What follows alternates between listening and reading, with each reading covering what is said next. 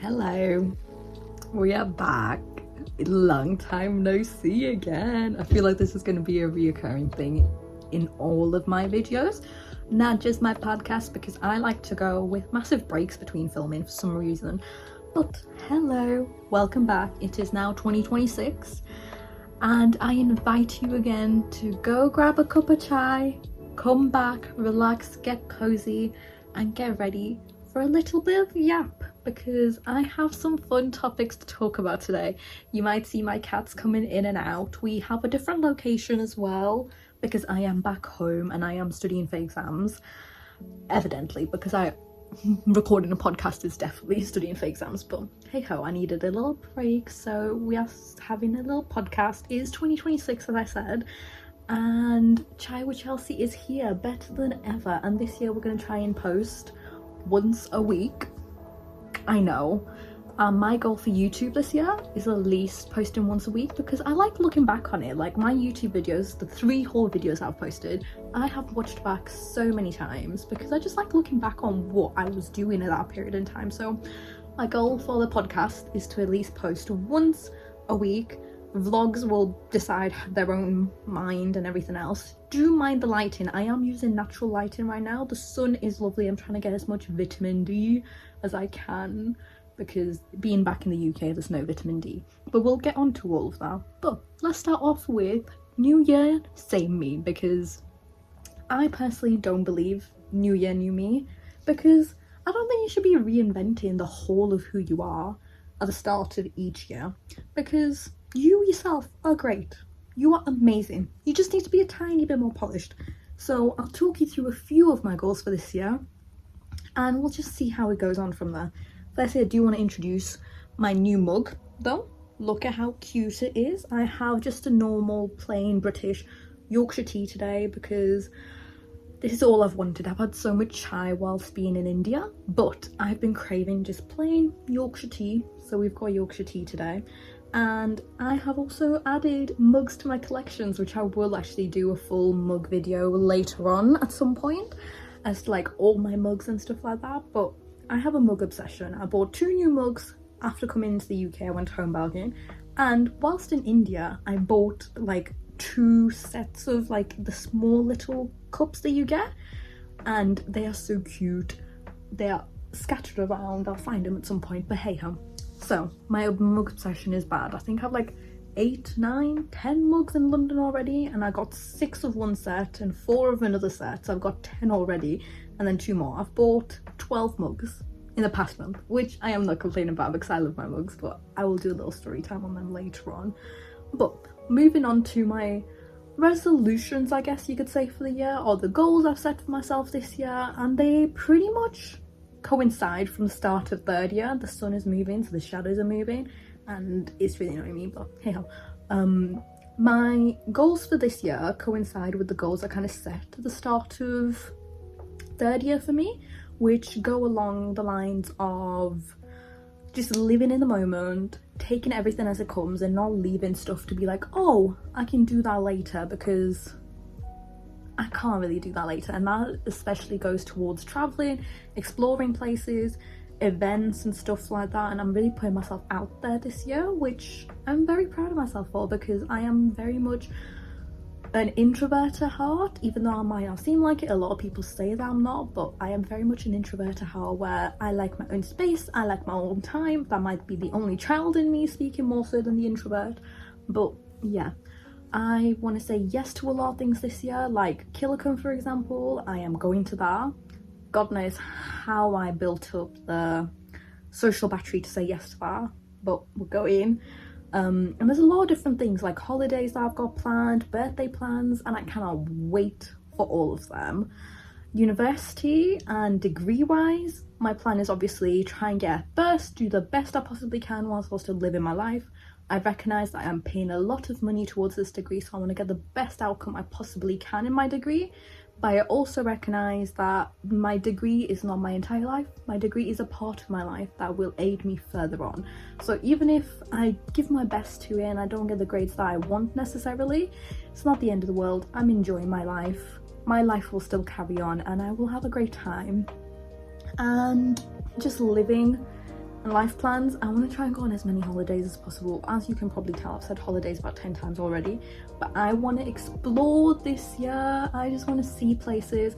I've already got a couple of trips booked, but I won't say much about them. You'll probably see little vlogs about them here and there, but yeah, I've got a couple of trips booked. Tea break, and I cannot wait to go on them.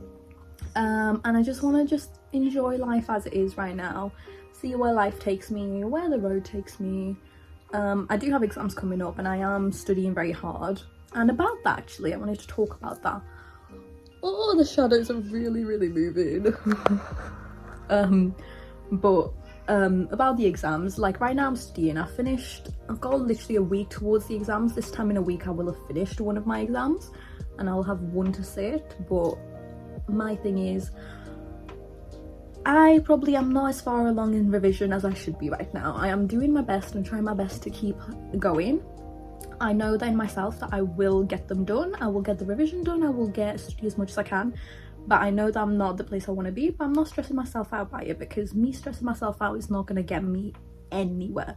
So me just taking it slow, taking a deep breath and studying the best I can for as long as I can, being as productive as I can, whilst also remembering to have a social life, see family, see friends, do all that, because it is festive times of the year where you'll probably see most of your family and friends that you wouldn't normally throughout the entire year.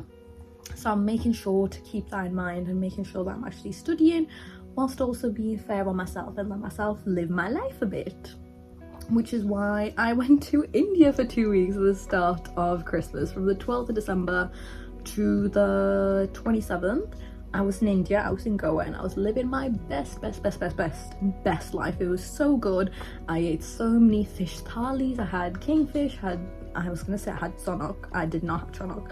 I do not like chonok. I had so many prawns. I had so much fish. It was so good. We had a little dog clan at our house of like 5 or 6 dogs who just came to our house every day that we gave food to, that were really cute. I got a really nice tan as I wanted. I wore really cute outfits. I bought lots of Indian outfits and saris for events coming up, like Godson's 21st and Kilakam and some other stuff. What else did I do in India? I just ate pretty much. We also did a little road trip where we went to Shirdi, Nasik, Lonavala and Kadar? I think it's Kadar. Lonavala and Kadak? Something like that. And then we came back to Goa, and it was really nice to just relax and unwind. Christmas Day was really busy with all family that came over. That was really nice to see them over the festive period. Seeing Babu was amazing because, oh, I love that boy. Like, seeing him every year is like the highlight of my year, honestly, because he's just such a chill boy. And we started our Minecraft world, which is so exciting. We can play on that whenever we both have time and we don't have exams. But it was really exciting just seeing people. But also my India trip and coming back from India, this is going to be a theme throughout the whole video. We're just going to keep shuffling this way whilst the sun goes down.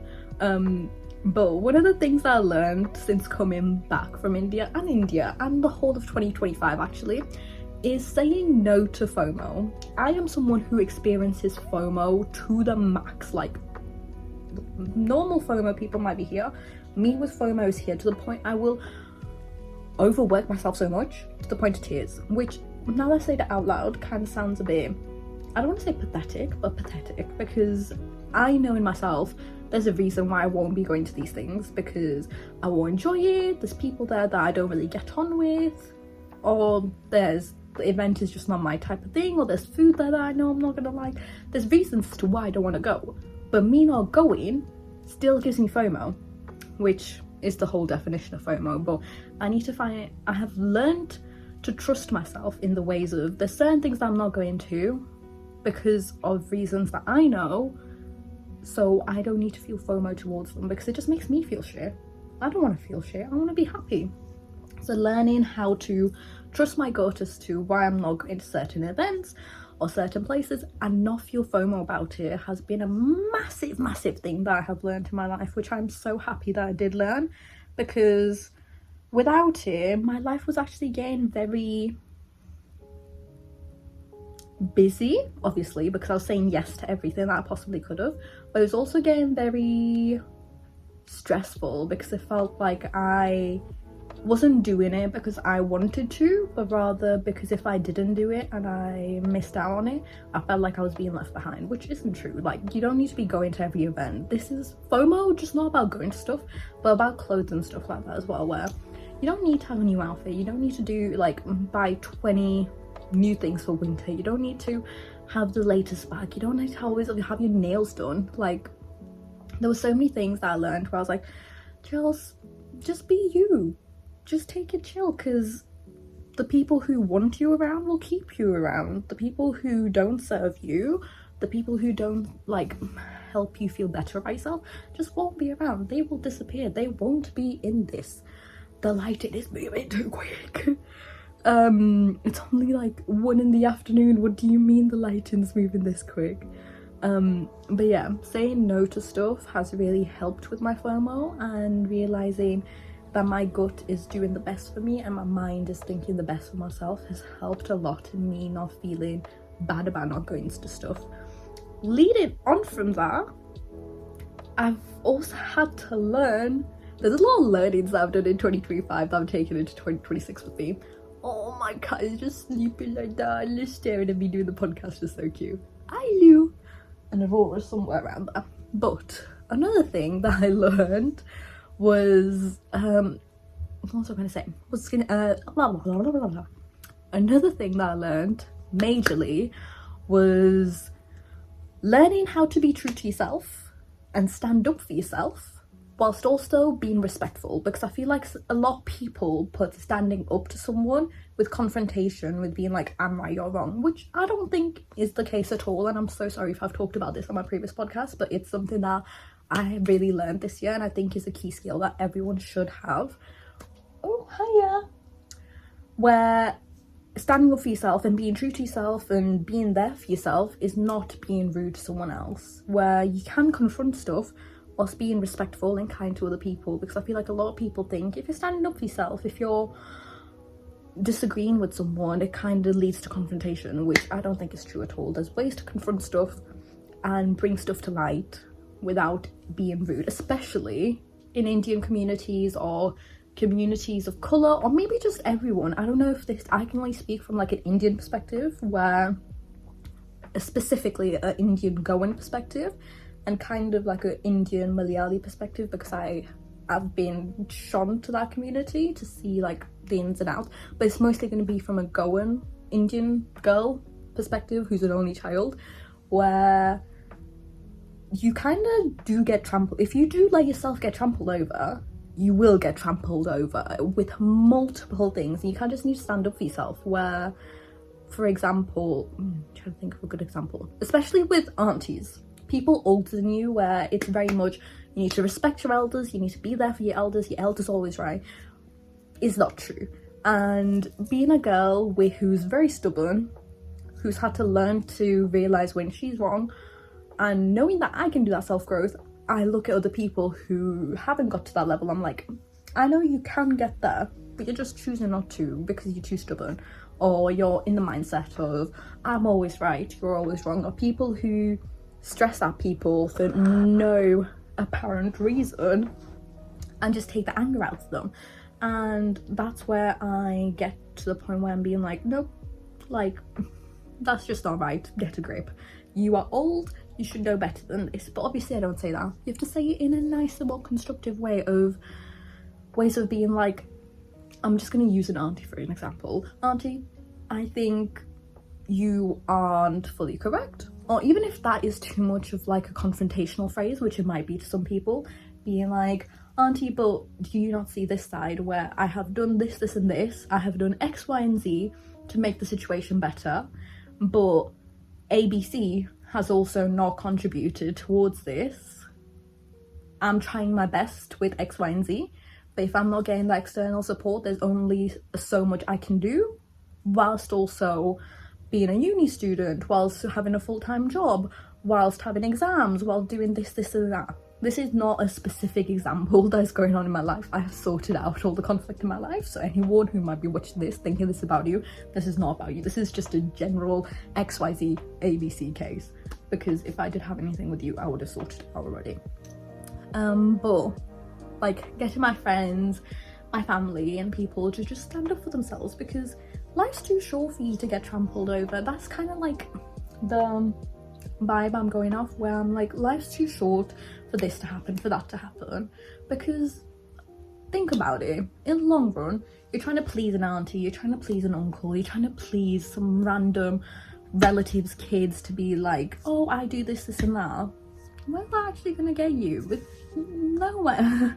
Because if you're not happy in yourself, if you're not actually enjoying the path that you're on, if you're not feeling like whatever work you're putting into what you're doing is gonna give back to you and is not rewarding, then there's something you need to do to change it up. Obviously, I recognize not everybody has the liberty. There's always a certain different circumstances. There's places where people feel trapped.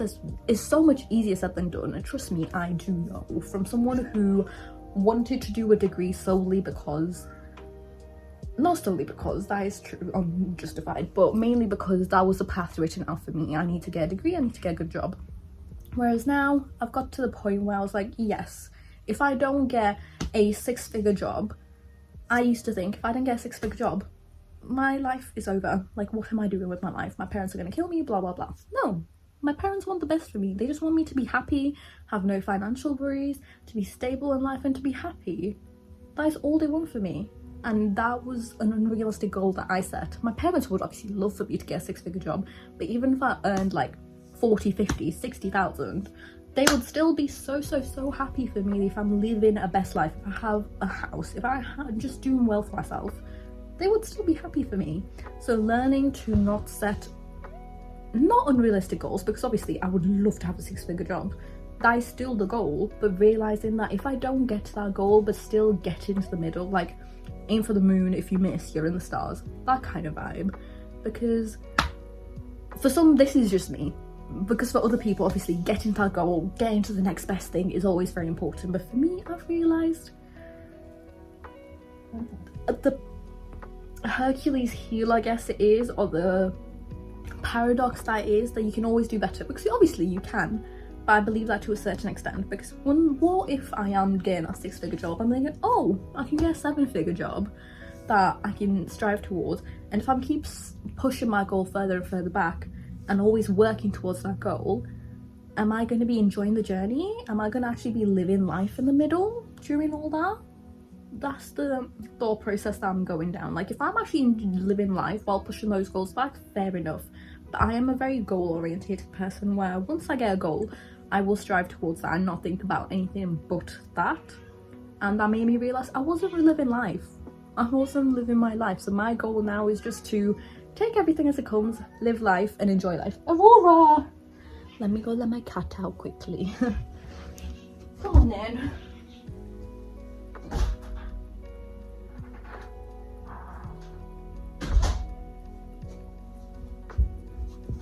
I'm back. Hello. The lighting is drastically moving. But yeah, I'm just learning to enjoy life as it goes, because you only live once. Have fun as you can. Talking of, I will give a trigger warning here.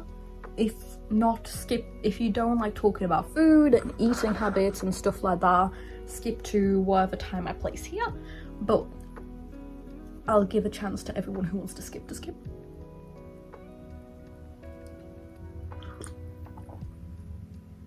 So now, talk about this. This is a topic which I didn't realise was such a big thing in my life until recently, where whilst I was on holiday, I had ordered a massive thali for myself.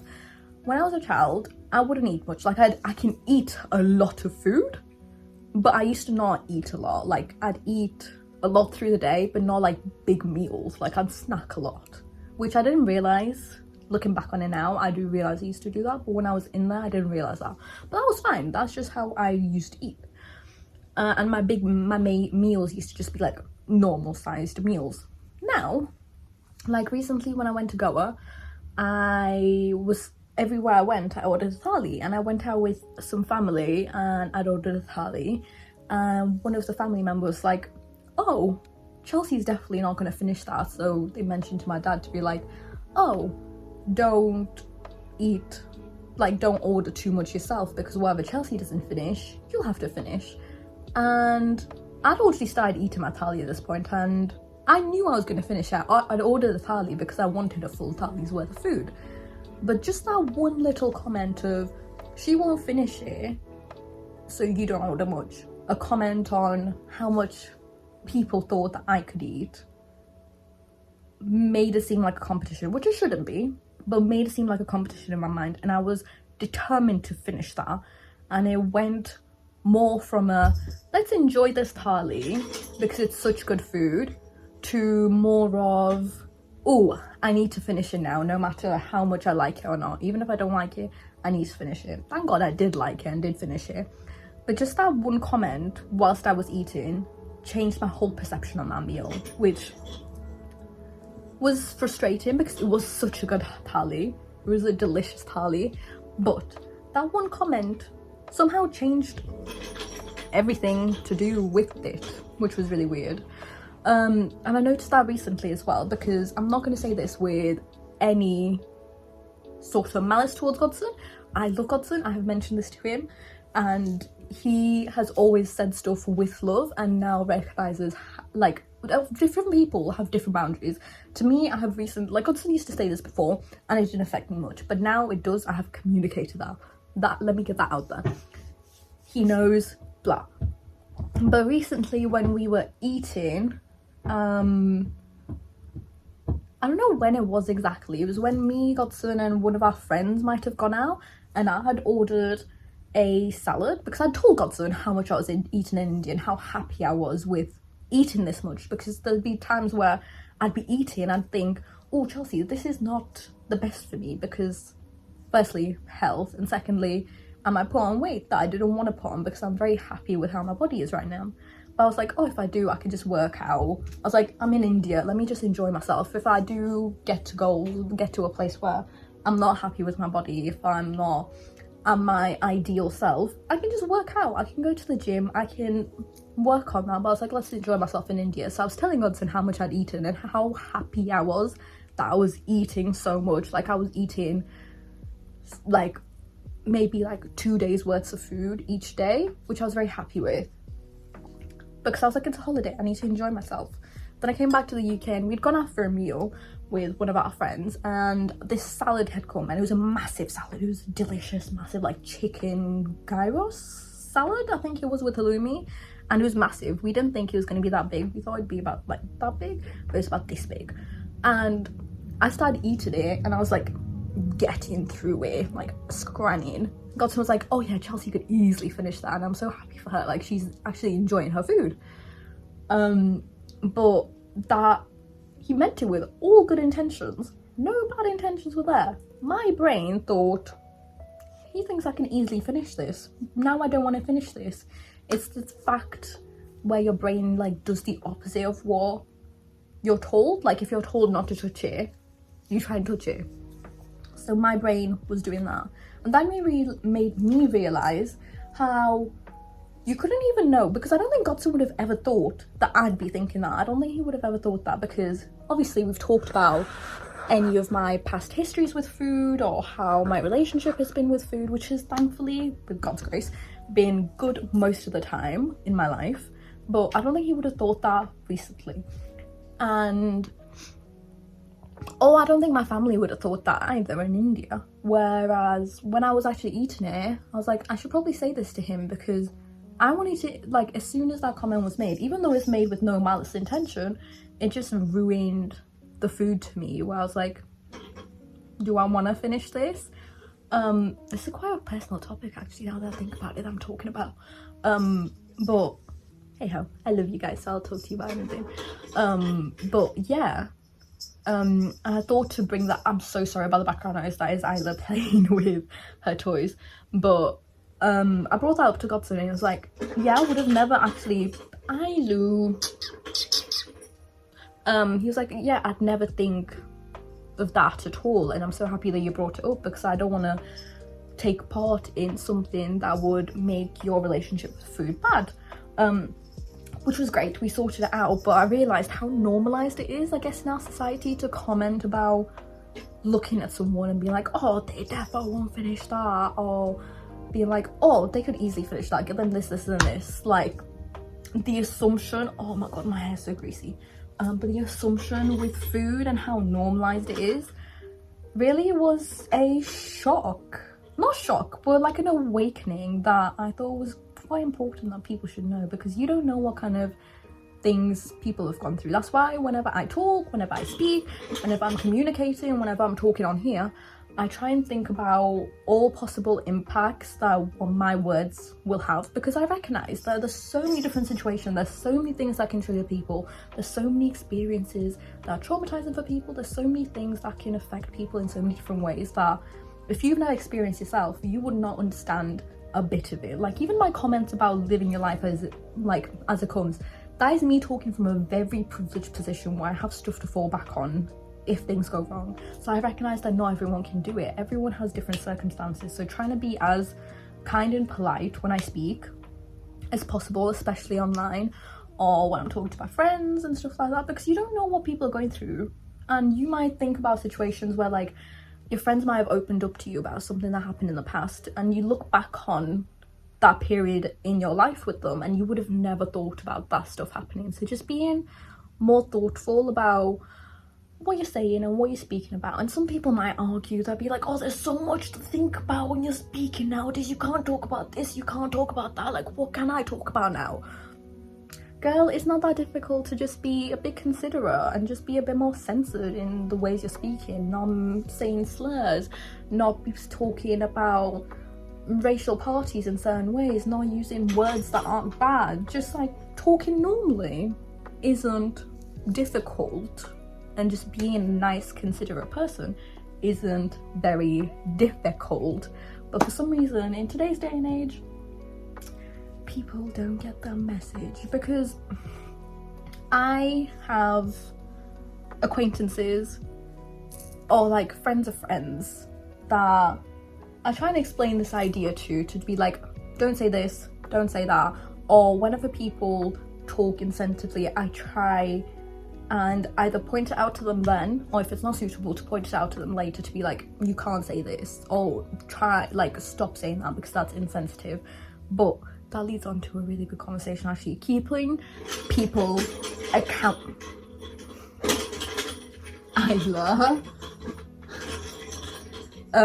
keeping people accountable, especially your close friends and family, when it might seem difficult to, but still keeping them accountable. But even if your friends start making like a sexual joke or a joke against a minority community that isn't very acceptable, not acceptable at all, I feel like it is our duty to speak up about it, because if we don't, it's kind of the argument people use against this is very much the, if a tree falls in a forest, did it even make a sound? Like, does it even matter if a tree fell in the forest and didn't kill anyone or something like that? I'm like, yeah, because it's about your moral compass. If you're letting stuff like that slide, what does that say about you? And I saw a TikTok about this as well, where I feel like girls a lot of the time will be with men who say slurs, who say words they shouldn't say, and the reason they'll be like, oh, they're such a good guy though, like they don't mean any malice with it, they're just joking about it. There's other things you can joke about in life. There's so many other things you can joke about in life. I feel like I had to go on a journey with myself with that specifically as well, talking about it personally, where at first, not with Godson, I will preface this by saying not with Godson, just other past experiences where having to speak up feels like it's the end of the world. But when I really put it into perspective, like, it's not really the end of the world, Chelsea. Like, if they start an argument with you, you have the moral high ground. Like, what are they gonna say? Like, I have free speech. Free speech for what if you're just being rude and insensitive about it? And once you actually overcome that hurdle once of standing up to someone, you know you can do in yourself, and you will keep standing up to people. So a lot of this podcast has actually been standing up for things you believe in. That's the journey I've gone on in 2025 and taken into 2026 with me. But That's what I was gonna say. Just doing little steps, even if you can't stop someone every time, or if you feel like things will get out of hand, it doesn't matter. Like, even you doing it once when you think you wouldn't have done it in the past, but you're doing it now, is better than you never doing it at all. But that's obviously a journey that is that you can start yourself. You have your own moral compass, you do your own stuff. I don't know how you compass morally align yourself, so that's just something for you to work on. Moving on to lighter topics. Lou, stop. But moving on to lighter topics, me and Godson have started watching the originals. We have restarted watching the originals because we've both watched it individually, and it was so good that we wanted to watch it again. And I forgot how good it was. We're on season 1, like episode 10 so far, I think, and it is probably one of the best TV shows ever, because I'm remembering all the plot points. I'm like, how have they fit this all in 5 seasons? Because it is so funny. The original's family dynamic is so funny. Having Camille in there is human, and there'll be more stuff that I talk about it, but it's just such a good TV show that talks about a lot of key aspects that people have in their lives, and like how people jump to conclusions, I guess, in the few episodes I've watched recently, where people assume the worst in Klaus. Even though he does have a pattern of being really bad, you shouldn't jump to assumption for something like that.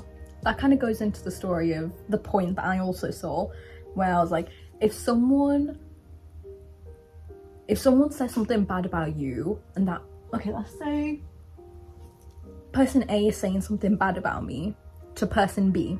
If person B believes them straight away without even hearing my side of the story, person B does not care about me as a person, doesn't value me as a person, and just is outright doesn't care. There's obviously certain things that will outcast that, like SA, blah blah blah, around that area. If it's allegations like that, obviously don't want to hear the other side, but that depends on evidence. This comparison is very like minimal, like don't go to the extremes with this, because there's a lot more that plays into that in the extremes. But in the minimal, that argument kind of stands, where if someone just believes the worst about you straight away, they weren't ever your friend, they never wanted to see your side of the story. You could just see Isla walking about. I did have a couple of other topics to talk about, but I think I might save that for another podcast because we're already at 36 minutes. But that was my learnings from 2025 that I'm taking into 2026. Please do comment below what your resolutions are for the year, or what were the best learnings that you had in 2025 that you're going to be taking into 2026 with you. I will look forward to reading them. Hopefully people do comment, because whenever I say stuff like this, especially on my story, nobody ever replies. So please do reply, because I do enjoy interacting with people and seeing people, or even if you send me like a private message if you're close to me, as to like your resolutions for the year or something after watching this. But I hope I have been able to keep you entertained for the past half an hour or so. Please do join the koala colony and join this epic world of Chesdome. I hope you've had a lovely new year, a lovely, safe, happy new year, and you had the best holiday season. I hope you have the most prosperous and happy year, where you get everything you want. I manifest that onto all of you, where you get the best stuff that you want in life, and you reach all your goals and you accomplish everything. You get the best health possible, and you have the best you have the best start to 2026 possible. And I shall see you next week with another podcast. If you do have any topic ideas that you want me to talk about, please do let me know.